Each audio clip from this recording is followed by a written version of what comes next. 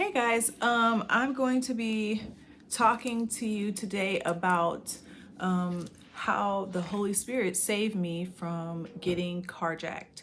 So, in our one of our previous videos, we talked about how we were trying to look for a house, and we had moved from Minnesota, and we had came down south in Tennessee, Georgia, North Carolina, just looking for a place to live where God wanted us. And on one of those trips where we were looking in the house, when we were in the state of Georgia, we had looked at a house, and I remember, that the house, it was like on, I think it was like on an acre. It was a little bit small. It was remodeled, but it still wasn't kind of what I think, I was looking for. It's like I'm the type of person, and I don't know if you're like that, but I'm the type of person who,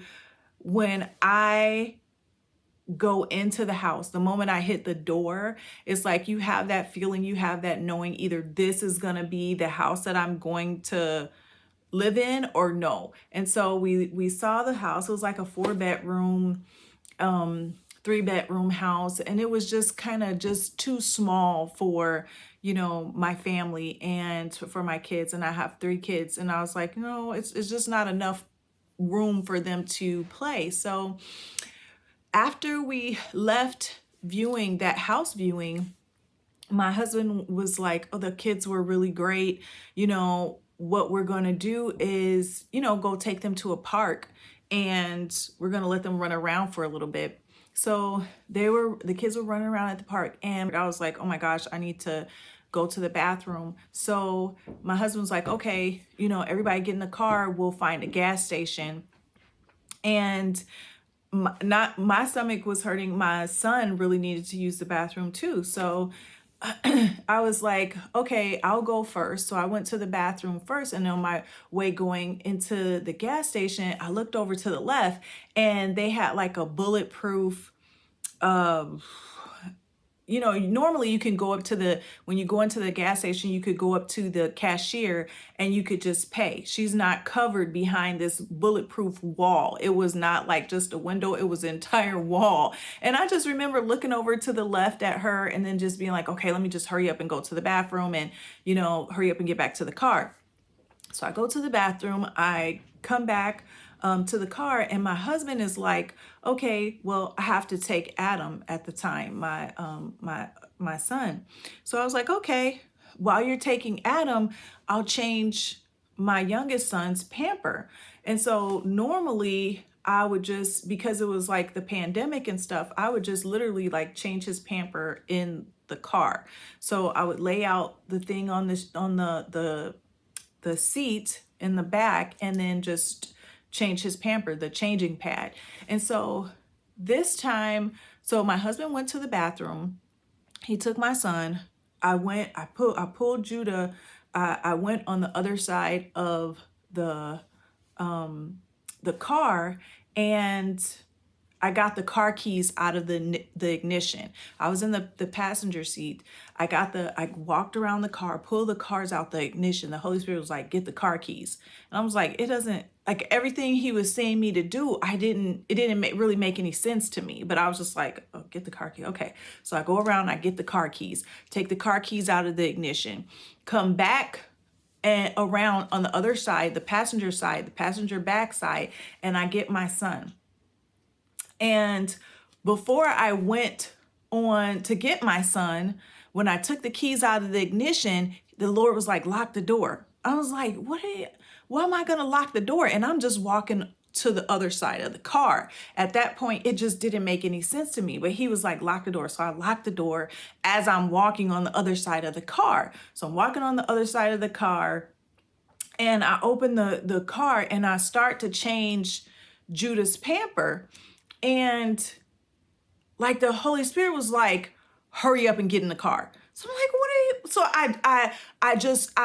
I just literally took my baby and pushed him in the car, and jumped in the passenger seat, and then shut the door. And so it was not, I kid you not, I did not realize when I went to the bathroom that the car was, my husband parked in such a way that there was, first of all, we were the only people, we were the only SUV at at this gas station. And we had Minnesota license plate, and our car was parked, the back of the car was parked facing, this was the street, it was facing the street. So people could drive by on that road and just see our license plate that says Minnesota and pretty much see, we're not from, we're traveling. We're not from, we had suitcases in the back of the car, like we're from out of town, obviously. So he was like, Holy Spirit was like, get in the car, shut the door.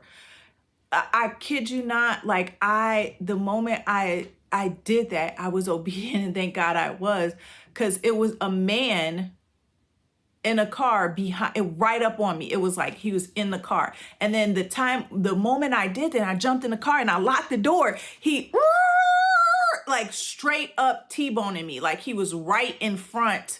He was right up in front. So I couldn't, it was like, the back of the car was like, I don't know, like a hill. So you couldn't really go, you couldn't back up and go anywhere. And he was right T-boning me. So I was like, oh my God,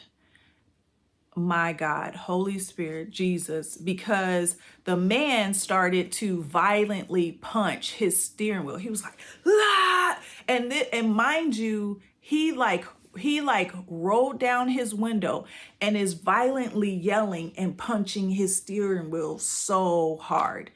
And I just had this stern look on my face, like, you don't know, like I'm from Chicago. You're like, I ain't, like, I got my kids in the car. But I was like, you look, I don't know what you thought this was, but he was mad because he didn't get to carjack me. He set me up for the perfect carjacking and was mad because he didn't get to do it. And so when I say, oh my God, I'm so thankful to the Holy Spirit, because when I picked up my child, I just pushed him in the car and jumped in the car, not knowing that this danger was behind me. Like he was watching us, and his car was like right there, and he skirted around the car so fast. It was like, sometimes when bad things happen, it seems like they happen with a blink, like, oh my God, how is this happening? And then it also seems like time slows down, if that makes any sense.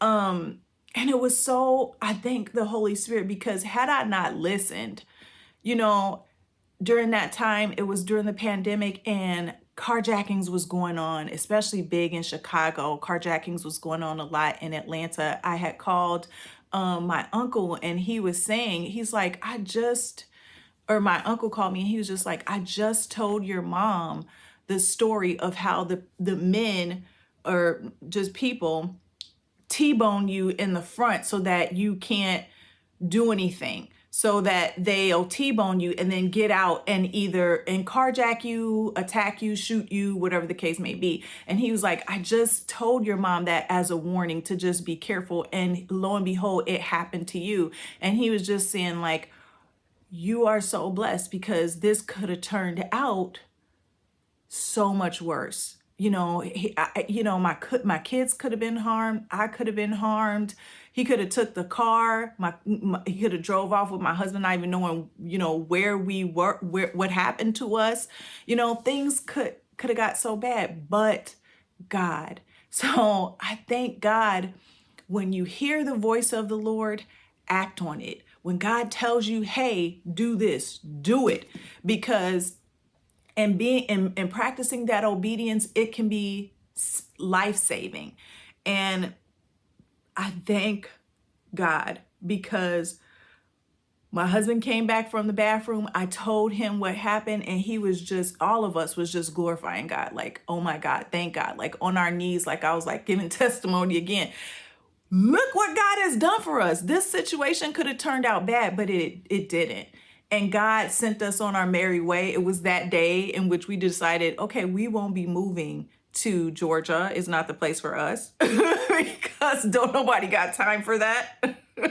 And we just kept it moving. So guys, be blessed today. I hope you just learn from that story to listen to the voice of God.